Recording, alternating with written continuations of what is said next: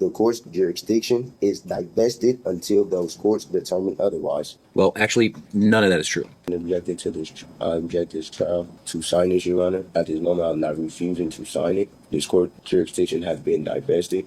Alright, today's hearing is a good reminder that there are two completely different cases happening in some courtrooms. The one on the docket and the one inside the defendant's head. This defendant is facing an OVI along with license and registration issues, but he spends a surprising amount of time arguing about things that aren't going to determine the outcome of his case. One thing people don't always realize is that judges generally have broad discretion to ignore arguments that aren't legally relevant and focus on issues that actually affect the proceeding. That's important here because the defendant seems convinced he's raising major constitutional questions, while the court is focused on much narrower legal issues. You can feel that disconnect almost immediately, and it only gets more obvious as the hearing goes on. Don't forget to subscribe to the channel if you haven't already, and let me know in the comments what's more damaging in court, being wrong or being convinced you're right. Let's go ahead and dive in. All right, we are on the record in case number 25 TRD 01258, caption the State of Ohio versus Jeremiah Mackey Jr. That's you, sir?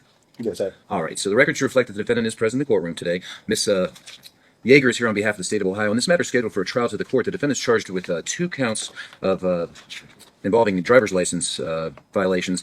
One is driving under a OVI suspension, and the other is driving under a, it looks like it says security on the citation, but according to the new Albany Municipal Code, it's basically just driving under a forfeiture.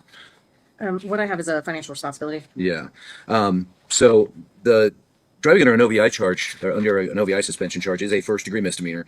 Carries up to 180 days jail, up to a $1,000 fine, and up to a 1-year license suspension. Does carry mandatory minimum penalties of up to, or of at least $250 fine, a 1-day license suspension, and at least 3 consecutive days in Lincoln County Jail.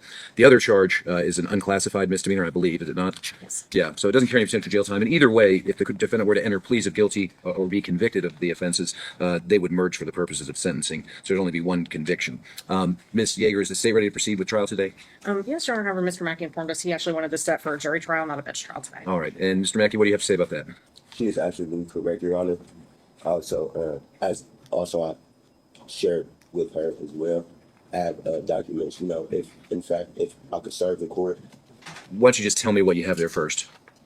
These documents that I have is referring to a removal that's been passed up from the clerk, and as well, my case is, in fact, on an appeal at the moment. On appeal where? I'm sorry. On appeal where? It's an appeal. In what court? That's what I'm saying. Where have you filed an appeal? The Court of Appeals, Okay, which district? the 10th District. Okay, now that covers Franklin County, and we're in the 5th District Court of Appeals. I'm sorry, it's the 5th District. You're absolutely right. It's the 5th District. I'm assuming that your appellate paperwork is similar to what you've been submitting to the court. That's what it looks like. That one, or the... But just in general, all of your filings with this court are on this. It's kind of a unique. The documents are unique in that they're gray and they're typed in all caps, and one of them, it looks like, from what you just filed this morning, was filed in the United States District Court in the District of New Jersey in the Newark Division, and this is obviously Newark, Ohio. What's interesting here is that courts don't usually lose cases because of dramatic legal mistakes. They lose them because of procedural mistakes. The defendant seems to think that the strength of an argument comes from how strongly it's asserted, when in reality, courts care a lot more about whether it was properly raised in the first place. There's a reason appellate courts spend so much time talking about preservation, waiver, and jurisdiction. Those issues decide cases more often than people realize. You can tell he's focused on the theory while completely overlooking the mechanics. That's usually not a great trade. Judges tend to have very little patience for arguments that skip over the rules that make those arguments possible in the first place. Well, here's what I will tell you, Mr. Mackey. You do have the right to have a trial by jury, but in order, in what we call a petty offense, and a petty offense is anything punishable by less than 1 year in prison, a jury trial is not automatic. It has to be demanded. And Rule 23 of the Ohio Rules of Criminal Procedure require that jury demand be made not less than 10 days before the scheduled bench trial. So your request for a jury trial would be untimely. Now, I'll entertain a position from the state in that regard. Do you intend to represent yourself throughout, whether you have a bench trial or a jury trial? Or did you want the court to, or are you going to ask the court to appoint an attorney to represent you? Represent myself, Your Honor. Okay.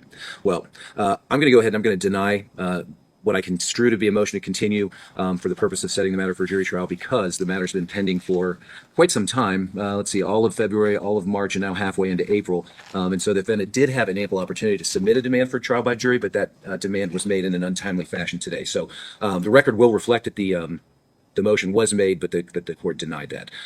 So your options at this point, Mr. Mackey, are to either have a trial. The state has indicated it's prepared to proceed, and you can obviously represent yourself. You have the right to, if you wish, to change your pleas from not guilty to guilty or no contest. But I do not believe the state is inclined to dismiss the charges. Is that correct, Ms. Yeager? Correct, Your Honor. All right. So how would you like to proceed? Would you like to have your trial today, or did you want to change your pleas from not guilty to guilty or no contest? Your Honor, if it pleases the court, I motion that this case be continued on or stayed because the case is now on an appeal in the 5th District Court of Appeals. Also, the case has been petitioned removed to the Ohio District Court under case 223 CV 02962 JLG CHG, and to the New Jersey District Court under case 224 CV 03934 MEFJBC. The court's jurisdiction is divested until those courts determine otherwise. Well, actually, none of that is true. The judge isn't really debating him here. That's the part a lot of people miss. Once a judge determines an argument isn't legally relevant, continuing to discuss it usually doesn't help either side. The court has an obligation to move the case forward, and that's exactly what's happening. Basically, number one, your paperwork from that purports to be from the federal district court doesn't look like pleadings from the federal district court. Those are plain white paper with the case number in blue up at the top of the page, and that's not how yours are captioned. Furthermore, as far as jurisdiction is concerned, this court does have jurisdiction because this is an alleged violation of the traffic laws of the city of New Albany that is alleged to have occurred within Licking County. This court has jurisdiction over traffic offenses that are alleged to have occurred within Licking County. And by being here today and by entering pleas, you've waived any objection to personal jurisdiction over you. All right? Your Honor, I object on this bench trial. I do want a jury trial. Okay, and as I've already explained to you, you did not make your demand in a timely fashion, so the motion to continue and the request for a trial by jury is going to be denied. It doesn't sound to me like you don't want to. I know you don't want to change your pleas from not guilty to guilty or no contest. So at this time, I'm simply going to order or ask the prosecutor to call their first witness. Thank you. The state will call Officer Course to the stand, please. Officer, please come forward and be sworn. Oh, actually, before he does that, Mr. You can have a seat. But Mr. Mackey, you indicated that you do wish to represent yourself, correct? Is that right? Okay. So you have the right to be represented by an attorney by hiring one of your choosing. You're also eligible to ask the court to appoint an attorney to represent you at no cost. If you qualified based upon your income, your expenses, your household size, the court would appoint an attorney to represent you. However, if it's your intention to represent yourself, it is necessary to execute a written waiver of the right to counsel. 1258. So I'm going to have the bailiff hand to you a form entitled Attorney Waiver. I'm just going to read it into the record in open court for right now. It says, it's captioned Attorney Waiver, and it says, in open court and on the record, I hereby waive my right to an attorney in this case. I've been fully advised of my right to be represented by an attorney, including my right, if applicable, to have an attorney appointed by the court at no cost if I qualify. I agree to proceed without an attorney at this time. I've been advised of the charges against me and the maximum possible sentence that they carry. I've also been advised if there are any mandatory minimum penalties which might apply. And then it says, in witness whereof I've hereunto subscribed my signature this 11th day of April, 2025. So if it is your intention to represent yourself and to waive your right to an attorney, go ahead and sign by the X there. But do please read that because I'm going to make sure that you understand what it is. Yes, I've been objected to this. I object this trial. I'm sorry, I didn't hear what you said. Refusing to sign this, Your Honor. At this moment, I'm not refusing to sign it. This court jurisdiction has been divested. Okay. Well, I've already ruled on that, and that can certainly be appealed at a later time. But this part of the case, this portion or this part of the process is going to go forward. If you later appeal, if you're found guilty, I'm not saying you will be, but if there's a conviction that's entered, you have the right to appeal to the 5th District, arguing that this court never had jurisdiction over you, which means basically this would all not count. But you don't get to make. I've already made the determination that the court does have jurisdiction over you. If you don't want to sign that form, obviously I can't make you do that. But I will declare what's called a constructive waiver of counsel, and what that means is you've said out loud that you wish to waive your right to counsel, that you want to represent yourself. I'm going to accept that as a valid waiver of counsel, even if you don't wish to sign that. So, Ms. Kyle, if you'll bring this back to me, and for what it's worth, Mr. Mackey, this was filed with the court, and I do have a copy of that, and I did look at it, okay? All right, very well. Please swear in the witness. Do you solemnly swear or do you affirm the testimony you're about to give is the truth, the whole truth, and nothing but the truth under penalty of perjury? I affirm. Please have a seat, sir. For the record, you're going to give your name and spell your last name. Officer Michael Coors, COHRS. And the address to your precinct. 50 Village Hall Road, New Albany, Ohio, 43054. Thank you. You may inquire. Officer, of course, how long have you been with the New Albany Police Department? Over 6 years. And were you so employed on January 29th of 2025? Yes. And were you working that day? Yes. What shift or hours were you working? Second shift, it's 2 p.m. to 10 p.m. And were you wearing a uniform of the day like you are in court? Yes. And were you driving a marked cruiser with a working visible light bar? Yes. And what were your duties that day? I was working standard patrol. I would believe I was on zone 3, which is the Licking County side of New Albany. Is that for like traffic enforcement? Correct. And what kind of training have you undergone for traffic enforcement? I was trained at the Columbus Police Academy over 2 weeks of traffic enforcement to include all traffic laws and proper traffic stops and procedures. And as of January 29th of 2025, were you up to date on all continuing education, training, and certification requirements? Yes. I'm going to draw your attention to about 4:50 p.m. Whereabouts were you on patrol at that time? I was on Beach Road heading southbound just north of State Route 161. And is that in the city of New Albany in Licking County, Ohio? Yes. While on patrol, what first drew your attention to the defendant's vehicle? As he was traveling northbound, making a left turn onto the State Route 161 westbound on-ramp, I observed he had dark tinted windows, which initially drew my attention. And then as he passed me, I made the right-hand turn, drove behind him, and entered his license plate. Okay. And did his license plate, when you ran that, return anything? It did. It turned through my mobile computer, through our leads program on there.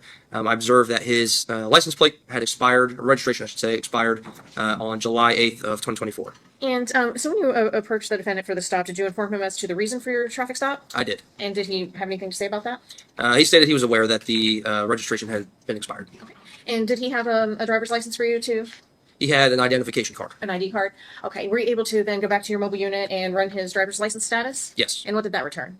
I observed, again, through my computer system, that it showed he had multiple active suspensions, one of them being the OVI suspension that he was cited with, as well as the 2 noncompliance suspensions. On my system, reason why it was shown on the citation as a security suspension, that was the label, but per when I read through the system there, it was the financial liability. Nothing further for this witness at this time. All right. This is a pattern you see fairly often. Somebody spends an hour questioning the legitimacy of the process and then struggles when the conversation shifts to specifics. Legal arguments tend to get much weaker once they're forced into factual record. That's where the confidence starts competing with evidence, and evidence usually wins. So, Mr. Mackey, you have the right to ask witnesses. You have the right to ask this witness questions if you wish, but you're not required to. And once the state's rested its case, you'll have the right to present evidence on your own behalf. But this portion of the trial is just for questioning. Do you have any questions for the officer? No, Your Honor. All right. Officer Kors, you may step down. Any additional witnesses on behalf of the state? No, Your Honor. Subject to the admission of Plaintiff's Exhibit 1, the state would rest. All right. So, Mr. Mackey, the state is asking me to admit the certified BMV records into evidence. If I grant that request, that means I'll be able to consider that in making my decision about whether or not the state has met its burden of proof beyond a reasonable doubt. You have the right to object to whether or not that comes in. Do you have any objection to the court admitting that as an exhibit? To this bench trial, Your Honor, I do. I object to this bench trial, Your Honor. Okay, well, we've discussed that already, Mr. Mackey, so at this time I'm just asking whether or not you have an objection to the admission of the exhibit. Yes. And on what basis? This court does no longer has jurisdiction, Your Honor. Okay. I respectfully. Well, that's non-responsive to the court's question. I'm going to go ahead and I'm going to reflect that the defendant is objecting to the admission of State's Exhibit 1, but I will admit that over the defendant's objection. Does the state rest? Yes, Your Honor. All right. Now, Mr. Mackey, the state has rested its case. In our system of justice, it's always the prosecution's burden to prove guilt beyond a reasonable doubt before a person can be convicted. A defendant is never required to produce any evidence, call any witnesses, introduce any exhibits into the record, or even testify on their own behalf. And if they don't, I don't hold it against them. It doesn't lessen the state's burden of proof. It doesn't diminish your presumption of innocence. But you do have a right to present evidence by calling other witnesses, introducing exhibits into the record, and testifying on your own behalf. If you elect to take the witness stand, however, you will be required to either swear or affirm to tell the truth in giving me your side of the story. And when you're finished giving your side, you will be required to answer any questions that the prosecutor might have. So other than yourself, do you have any witnesses that you'd like to call today? No, Your Honor. Okay. And do you wish to testify on your own behalf? Your Honor, I object from this bench trial. Respectfully, Your Honor. Okay, and I've entertained that objection on more than one occasion now, and I've already overruled it, so it's not necessary to do that. But you are creating a record here, Mr. Mackey, so that we're recording all this. You'll certainly have the right to obtain a transcript of the proceedings and pursue your appeal regarding the jurisdiction issue. But again, my question that I'll ask one last time is: do you wish to testify on your own behalf? No, I'm fine. Okay, very well. Well, the court's heard testimony from Officer Kors, which finds to be credible, that he was on duty on the date in question, that he executed a traffic stop upon discovering that the registration on the vehicle was expired, that he made contact with the driver who he's identified as the defendant, and upon reviewing the information provided by the Bureau of Motor Vehicles, determined that he was under both an OVI suspension as well as a Financial Responsibility Act suspension. The court furthermore has admitted into evidence over the defendant's objection, admittedly, a certified copy of the defendant's driving record through the motor vehicles, and it does in fact list both the noncompliance suspension as well as the OVI suspension, and reflects the expiration date of the registration as being prior to the date of the traffic stop. So I do find that the state has met its burden on all three counts, and I'll go ahead and enter guilty findings. You have the right to make a statement today, Mr. Mackey, before I make any decisions regarding your sentence, but you're not required to. Is there anything that you would like to say other than the jurisdictional issue? No, Your Honor. All right, thank you, Mr. Mackey. Ms. Yeager, did the state wish to be heard regarding the matter of sentencing, and which driving under suspension charge did the state wish to elect to have the court enter a conviction and sentence on? One thing judges learn quickly is that not every argument requires a response. Sometimes the strongest position is simply making a ruling and moving on. The defendant seems to think that the hearing is still a negotiation, and the judge clearly reached a different conclusion a while ago. We would elect to undergo the OVI suspension, Your Honor. And the defendant does have minimal history, so we would just recommend the mandatory minimums on that. All right. It's kind of customary for me to ask questions of the defendants about their personal circumstances. If you don't want to answer, that's fine. Do you work? Do you have a job? Yes, Your Honor. What kind of work do you do? HVAC, sheet metal, as I told the officer that had pulled me over. Is that what you were doing that day? You were working out at the warehouses? Okay. Do you work for yourself? Do you work for yourself or do you work for a company? I work for a company. Okay. How long have you worked for them? It's been 3 years. I've been in a skill trade. Okay. Well, here's the thing. One of the reasons why I'm asking you these questions today is, as I mentioned earlier at the beginning of our proceedings, the court is required to impose at the very least a 3-day jail term. I don't want to cost you your job. Do you work Monday through Friday? Saturday, Your Honor. Monday through Saturday? Okay. We normally do not have, well, let me go ahead and pronounce the sentence first, and then we'll talk about that.